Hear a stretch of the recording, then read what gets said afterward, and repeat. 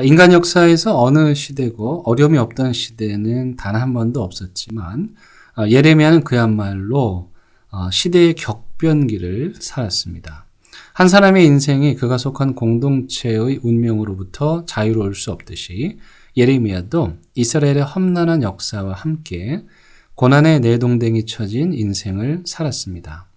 한치 앞도 내다볼 수 없는 시대의 격변기에 예레미야는 한편으로는 자신도 그 시대의 고통을 온몸으로 감당하면서 또 다른 한편으로는 그 시대의 고통으로 인해 절규하는 이스라엘 백성들에게 살 길을 제시합니다.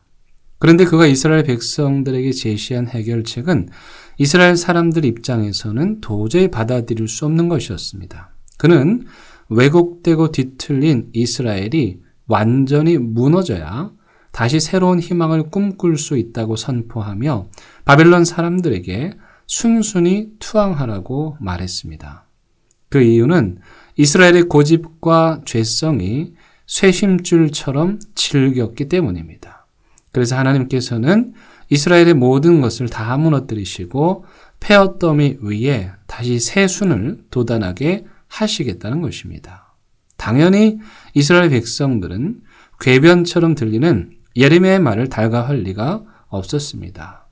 그를 향한 이스라엘 사람들의 비난과 조롱은 극에 달했고 예레미야는 그로 인해 온몸과 마음이 산산이 부서지는 극한 상황까지 내몰렸습니다. 그럼에도 불구하고 그는 홀로 고군분투하며 눈물을 흘리며 불같은 하나님의 말씀을 이스라엘 백성들의 마음에 옮겨 붙이는 일에 자신을 내던졌습니다.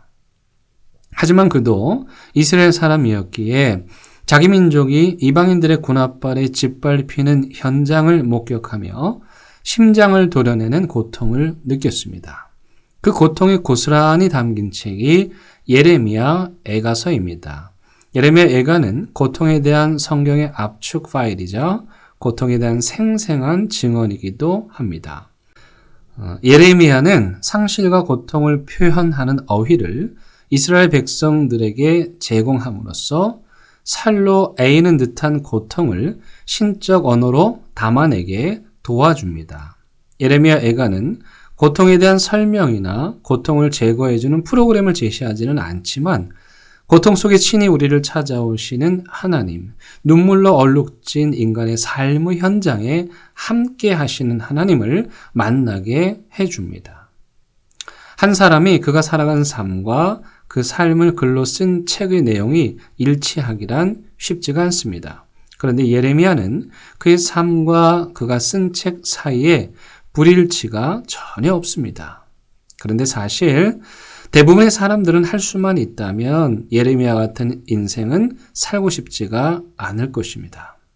하지만 우리 삶이 예레미야와 같이 한치 앞을 내다볼 수 없는 시대의 상황에 던져진다면 그 삶이 결코 달갑지는 않겠지만 그 삶을 소명으로 받아들이고 살아갈 수 있는 힘을 예레미야서와 애가서를 통해서 얻을 수 있습니다. 현재 우리가 직면한 코로나19 상황이 바로 그런 상황이겠죠. 예레미야서와 애가서가 우리에게 새롭게 주어진 결코 달갑지 않은 이 소명을 받아들일 수 있도록 도와주는 소중한 안내서가 될 것입니다.